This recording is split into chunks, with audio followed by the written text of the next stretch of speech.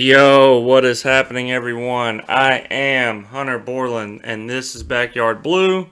Thank you to anyone who might be watching, listening to the podcast, whatever it might be, on this Monday, December 13th. Obviously, you can tell from when we were doing this before, things are a little bit different this go around. Trying to find time, which is why there's been such a gap and missed out on a couple divisions on the NFL preview. But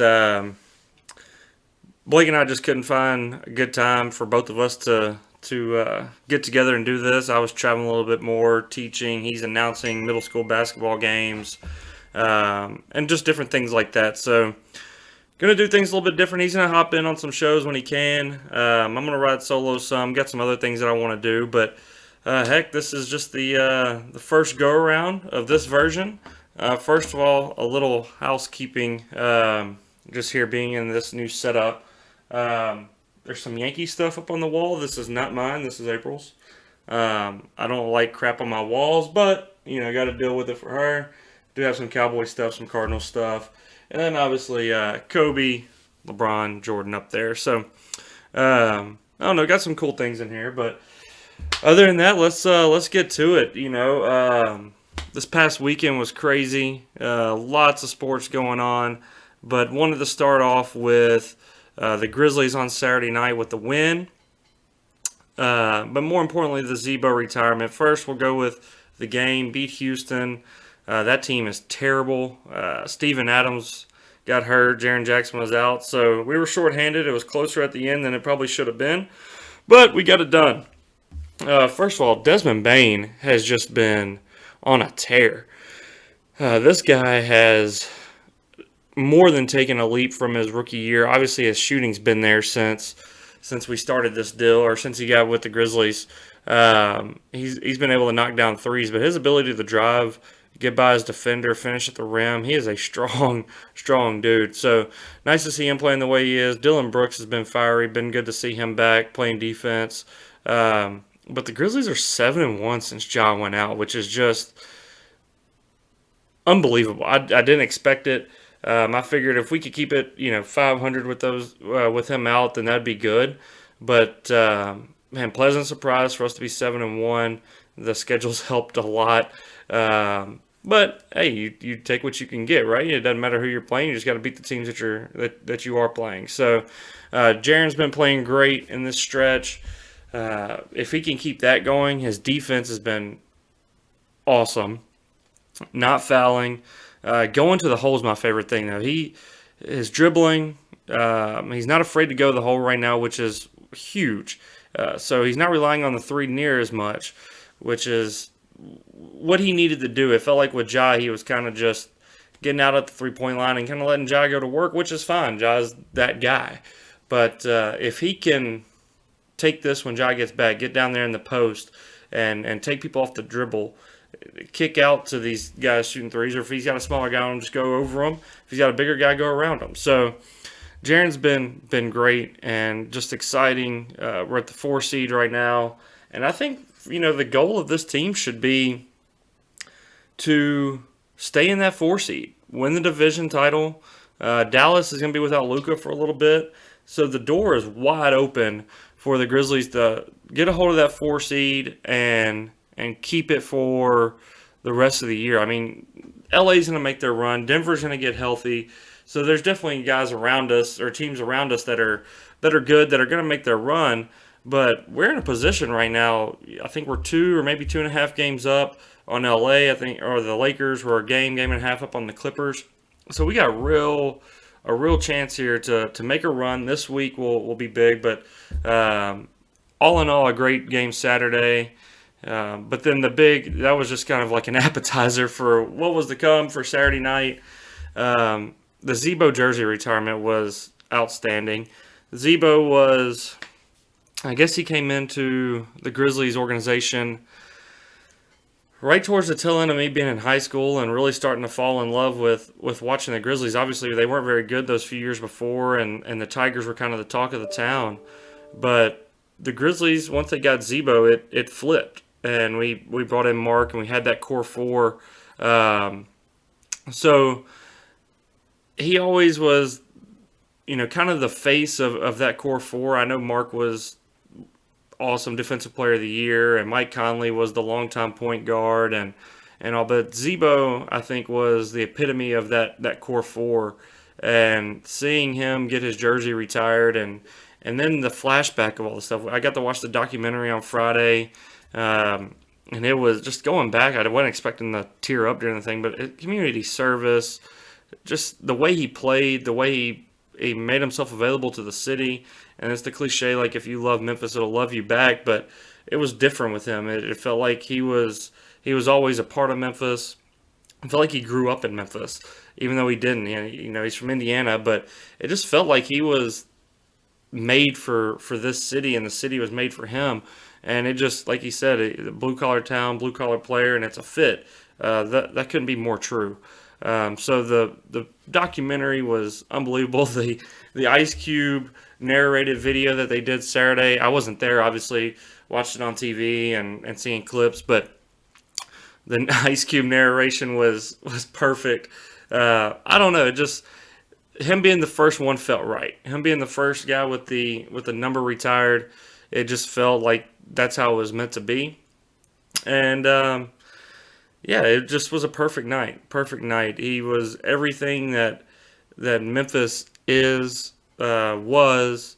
Them playing whoop that trick with the unveiling of the plaque with the record, I guess, or whatever it was, which I think is, I would rather see a jersey up, but that's nitpicking. Just seeing a jersey hang, like that's what he wore. I would like to see that, but it is, I mean, like I said, nitpicking. It was just an unbelievable moment. Seeing Mark come back surprising, those videos were fantastic. The Grizzlies organization just did a great job. A great job. So, not much more I want to elaborate on ZBo, just those years of, chanting ZBo after Game 6, walking out of the Forum, and I would come home from school. I was in college, and the playoffs were starting right when, college would let out, and going to those games, Blake and I would just buy tickets last minute, go sit up at the top, and it was just some of the most fun I've ever had going to a sporting event was watching those teams and beating the Spurs, and then the whoop that clip stuff, and Oklahoma City beating them, making it to the Western Conference Finals. It was a run that I know we're on the way to being a great team again, and a chance to do something that I don't think those teams ever had a chance to do. I don't think we could ever win a title. But even if cards fell right and ZBo wouldn't have got injured in that Game 7, not injured, suspended for that Game 7, I don't know if we could have won a title. And we have that chance now, but I don't know if it'll ever be like what those years were with the four guys that were on that team, and the way the city fell in love with them and wrapped their arms around them, and they wrapped their arms back around us, and just the way the city was, it was buzzing at all times. Games were fun. So here's to hoping that, with all the COVID crap going on and people really not being in the stands, maybe we'll get back to that, and a good playoff run will definitely do good for this team that we have now to kind of re-energize and get those people in the stands, because if there's a real chance with John Morant and Jaren the way he's playing that we could see a title contender, a Western Conference final run again, maybe an NBA championship run. Maybe we get there, maybe we don't win, but I think we got a real chance. But those years with those four was just, it didn't matter who was coaching. It was fun. It was fun, and it was just cool to relive. I wish I could have been there in person, but cool to relive all those moments of being in the Forum and just watching those teams play. So that's really about it. I just wanted to talk about it a little bit. The next thing with the Grizzlies, I saw where Kendrick Perkins today put out, the Grizzlies should get on the horn and call Boston about Jaylen Brown. And I put out a tweet pretty much immediately saying, there's zero chance you're giving up Ja, obviously. There's zero chance you're giving up Jaren, which is who Boston's probably going to come back and say that's who we want. And for me, there's zero chance you're giving up Desmond Bane with that contract. He's on a rookie contract. It means you can still do stuff around him. I love Jaylen Brown. I think he would be a piece that you could throw out there and make a real run and make some noise in the playoffs. But I don't know if he's going to make a difference of winning a title. And if you're going to mortgage your depth, which is keeping you afloat right now with Ja out, if you're going to mortgage that depth and take on Jaylen Brown, you got to know you're going to win a title or have a chance to win a title. And that would worry me. I love Dillon. If we get Jalen, Dillon's gone, and you got those 3 first-round picks, which are whatever. I know they're important, but they're trade pieces. And Brandon Clark, he'd probably be in it. Kyle, there's some others that would maybe be in that trade, but you're getting rid of a lot of depth to bring him on, and you better know that you're going to win a title. And this is just Big Perk talking about it.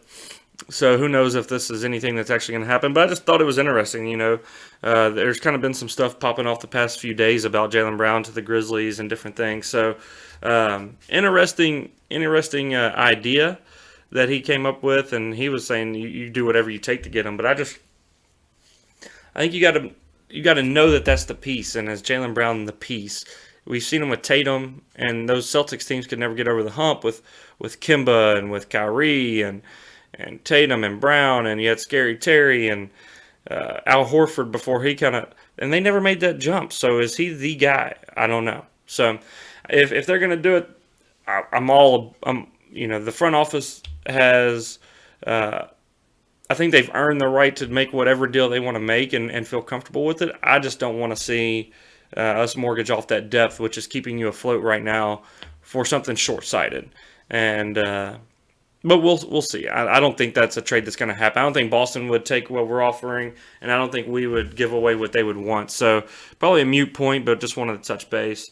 Tigers is next. Memphis Tiger basketball season is a dumpster fire. They are the gif of the dumpster on fire. I mean, a perfect example. I threw out some tweets that I didn't say Penny should be fired, first and foremost. He should not be fired. But I think if you fired Pastner for he can't coach, he gets all the talent in the world, he can't coach. Look where they get drafted. This guy's terrible. We got to do something. And I know we didn't fire him, but he was forced out. He knew what was going to happen one more year. And if Pastner wasn't good enough making tournaments, I know he didn't make the Sweet 16 run or the Elite 8 run, but you can't take making the tournament pretty much every year for granted. And this fan base ran Pastner off. And now we got a coach who can recruit. We got the number 1 class, second time in 3 years, blah, blah, blah. Who cares? I don't care about – obviously you got to have talent, but if you're not going to do anything, Imani looks – bad. Jalen Duren's been good, and we need to get to him the ball more.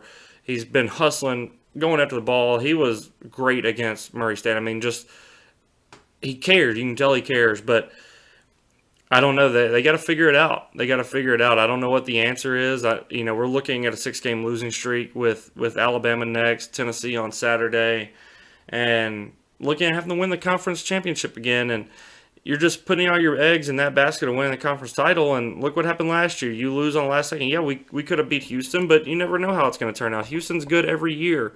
We probably have more talent, but Samson has our number.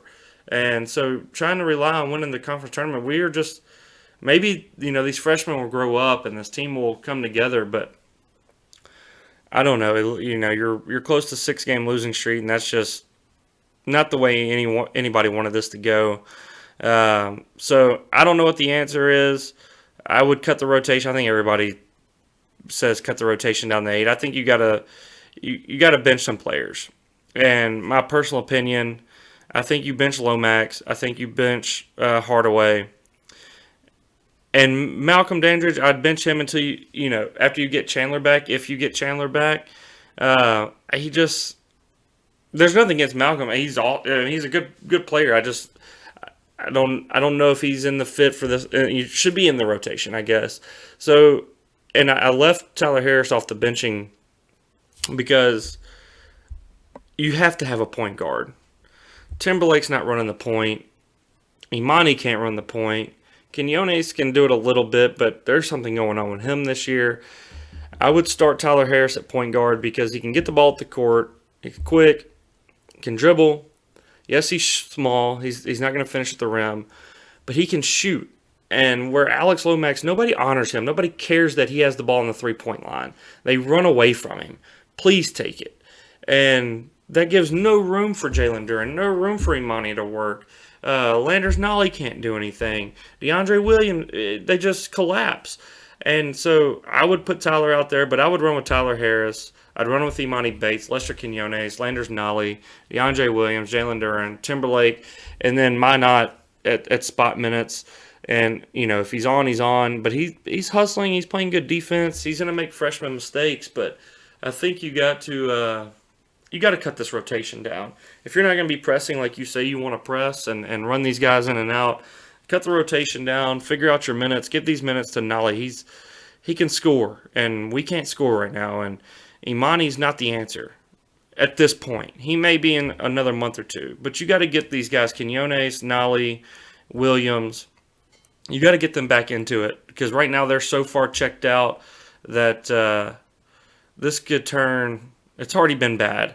This could turn into a disaster that you can't get back on track. And if you don't play good these 2 games this week, you don't have to go out and – you need to win. You don't have to go out and blow them out. You need to make it competitive, get it down to the last couple minutes of the game, and see if you can pull one of these out because if you do – you get everybody re-energized. If you can win both of them, hell, you're back on track, and let's go do this thing. But you lose both of these games and don't look competitive. I said the other day, I'm already checked out. I'm not going to make it appointment television to go sit there and watch the Tigers. It's not fun to watch, and I don't like making myself suffer. So, we'll see. I guess we'll see. But that's enough Tigers. I don't want to talk too much about them because it's frustrating as hell to watch and to listen to Penny after because, good Lord, you throw your kids under the bus. You say you can't coach, but then you don't explain why your coaching was bad. He better figure it out. So the other, just keeping on with the weekend, the NFL. I know I always bust balls with the Chiefs and like to mess with Blake about Patrick Mahomes isn't the best quarterback of all time like he wants to say he is and the greatest thing since sliced bread, but they're back. That defense is legit. The offense I still don't think is what it's been. It's not even close, and nobody can debate that. They look better against the Raiders, and I'll say, the Raiders stink. Yeah, they beat my Cowboys without all our weapons, but that Raiders team is so far gone with everything they've had going on that I don't care about what the Chiefs did Sunday. They get the Chargers, and that's going to be one hell of a game. Herbert's the real deal. If they go in and beat the Chargers, then I would be terrified if I'm the AFC of that team. Otherwise, if their offense keeps playing like they have all year, the Patriots can beat them. The Bills can still beat them, even though they're on a slide. There's still some teams that could give them a game, but we'll see. It'll be a good game this coming up week. My Cowboys, Micah Parsons, Defensive Player of the Year. That's about all I got on the Cowboys. Their defense looked great. Got a little close there at the end. Got a little chippy. Made me a little nervous. I went outside because I was like, this game's done. And I go outside to hang some Christmas lights and whatnot. And I come back in. I'm like, right when that interception happens, and Dak just can't make that throw. I don't know what's going on with him lately. He hadn't looked near the same that he has. But I think we'll get it back on track. They're still working CeeDee Lamb and Amari and all them back into the system after they missed a few weeks. Dak still, I don't think he's hurt, but I think he's still, from that little injury earlier this year, that he's still trying to get his feel. He doesn't take off and run like he did before, so I think he may not be injured per se, where he can't play, but I think he's got a little nagging stuff going on. So maybe we can get to, week 18 and maybe we're not going to be in play for that 1 seed, but we've locked up the 4 or 3 or something like that, and we can give some of these guys a rest and move on from there and get to the playoffs healthy. Tyron Smith being out is, I said it earlier this year, if he's not playing, we don't stand a chance. The way we score when he's on the field versus not, and the way we play in the run game, and keeping Dak healthy and upright. If he's not in the game, we're not going to make a run. So here's to the Cowboys. Hopefully doing something good, but I never count on it. Speaking of the NFC, my God, the race for home field advantage between the Cardinals, the Cowboys, the Buccaneers, and the Packers.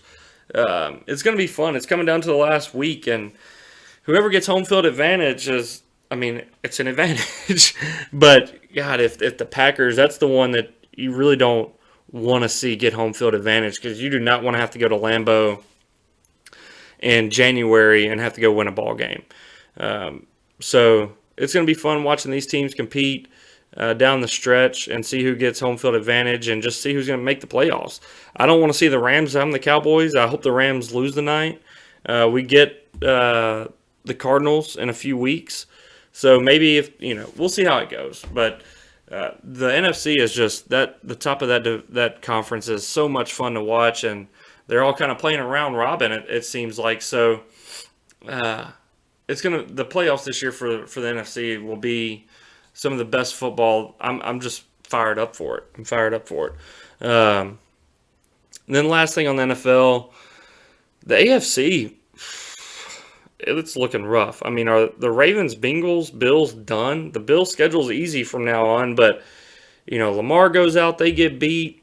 The Bengals get beaten overtime by the 49ers. The Bills get beat by the Buccaneers in overtime.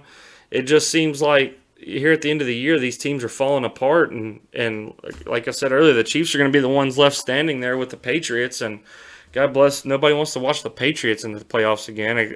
I don't anyways. I don't know what's happening in the AFC, but it's wide open. I mean, you got teams that are losing records that still have a chance.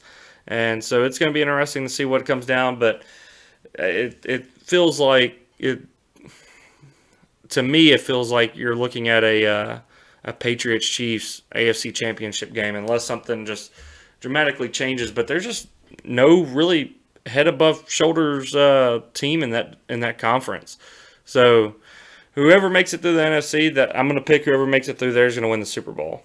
So I don't know. That's the NFL. Nothing. The 2 overtime games were a blast. At the end of the night last night or before the Sunday night football game, that was fun to watch. But all in all, the favorites won. It just was kind of chalk, and that's pretty much it on the NFL. Moving on to tonight, we got the Cards and Rams playing. The Cardinals beat the shit out of the Rams earlier this year. So this is a big game for Stafford. He needs to win this one. He needs to show that he can win the big game. In his whole career, he's never really won that big game. So he needs to step up. The Rams need to, get in there and beat the Cardinals. For me, I got Cooper Kupp and Matthew Stafford on my fantasy team. I also got D-Hop. So I'm good with those 3 scoring all night. But I'm not going to bet it. I think the last I saw was like a 2 or 2.5 point game favored. The Cardinals are favored. I'm leaning towards the Rams. It's just they got their ass beat so bad that first game that I think they'll come out and try to get some things going. Darrell Henderson not being available, that hurts. So Sonny Michel, anytime touchdown score might be a good bet with him tonight. The Rams have to show up, or if they get blown out again, everybody's done it. I think Jalen Ramsey's out tonight, so going to be a tough one for them. But, they need to come out and prove something tonight. So, NBA, that's really all I got on the Cards Rams.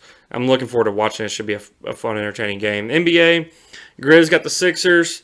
Looks like Jaren Jackson and Steven Adams are going to play. If they don't, Embiid's going to have a field day and probably score 50 points. If they do play, then I give us a shot. They've been good this year. The Sixers have, even without Ben Simmons. So we'll see. We'll see. I'm not going to say the Grizzlies are going to win, but should be a good game as long as Triple J and Steven Adams are out there that can give Embiid a little bit of a fit, because that guy is. I mean, is he the best big man in the past? I mean, I guess the Joker, but I don't think the Joker's like a true big man. He's kind of changed the way that position's played. But Embiid is just he's that first bruiser we've had in a while that just goes down there, has post moves. So I'm looking forward to that game tonight. I hope the Grizz can pull it out, keep this winning streak going, and extend their lead there on Dallas in the division. I do have 3 bets tonight.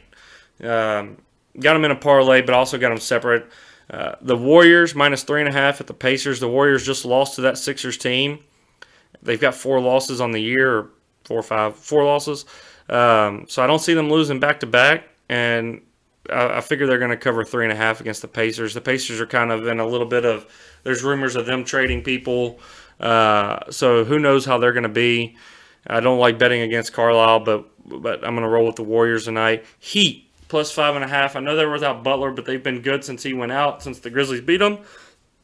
They're playing the Cavaliers, who for a while now kind of been playing above their head of what we thought they were going to be, but they're holding steady. The Heat with Lowry and Hero's been good, and I like them 5.5. I'm not saying they're going to win the game, but I do like them at 5.5 in Cleveland.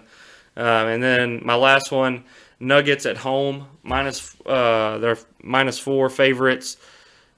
That place is so hard. They're 7-4 at home, I think, this year. That's just a tough place to go in and try to win. So I'm going to roll with the Nuggets and the Joker. You got to go in the Denver and try to. It's hard. So we're rolling with them. So those are my 3 bets tonight. I'm going to try to put this out here shortly. It's 4:30 now, so hopefully I can get this up and out before the game start and kind of let you know what, if you want to follow me on that. And then this week, Tigers got Bama and Tennessee. Huge week for the Tigers. Like I said earlier, they need to keep it close in those games. Maybe win one of 2. If they win both, then you get everybody back on board and the fan base is fired up going in the conference season. And then, you can make hay in this conference. This conference is very shitty. Outside of Houston, you can make some run and win some games, stack wins. But if you don't win one of these, you really need to win 2 for an at-large type resume. And I still don't know if you'd get in at large with these 2 wins. You'd have to beat Houston twice, and maybe you can get a good seed. But looking forward to those 2 games. I'll watch Alabama. I don't have any expectation, or my expectation, if I do have any, is for us to get our ass beat. So hopefully that's not the case, but we shall see. The Grizzlies play the Sixers, Blazers, Kings, and Blazers. They got Blazers and Kings away, and then Blazers back at home. I kind of wrote down, if you can go 2-2 this week, I would take it. Sign me up for 2-2. 3-1 would be awesome, and 4-0 would just be, all right, does Jai even need to come back? Kidding. So looking forward to the Grizzlies. I always like watching. Hopefully they can go 2-2 this week, going out west. That's never an easy road trip, but at least it's only a 2-gamer. So we'll see how they do. And then I'm going to do something a little new this week on Wednesday. I'm probably going to go live on YouTube for AEW. Now, depending on how it goes, I'm thinking about doing this every Wednesday night. Everybody knows I'm a wrestling fan. I got my supporting Jeff Hardy. He got released by the WWE, and hoping to see these 2 team back up in AEW soon. But I think I'm going to go live after AEW every Wednesday. It's a fun show to watch, and this week is, I think, Winter is Coming is what they're calling it, kind of the Game of Thrones line. But Bryan Danielson versus Adam Page, Hangman Adam Page, in a title match. That'll be fun. You got CM Punk, MJF kind of battling it out on the stick, and it's fun to watch them cut promos on each other. So big night Wednesday for AEW, and I'm looking forward to hopping on after. It'll be quick, 10-15 minutes, just here's what happened and what I liked and what I didn't like, and go on from there. So guys, I appreciate it. This is my first time doing solo. I don't know how it went. You kind of let me know what y'all think. It's a little different, just talking and not talking to somebody. So hopefully Blake will be able to hop on for a few of these, or if anybody listening wants to hop on and chit chat, it'll be a good time. But going to try to do this every Monday, just kind of recap the weekend, look ahead to the week that we got going.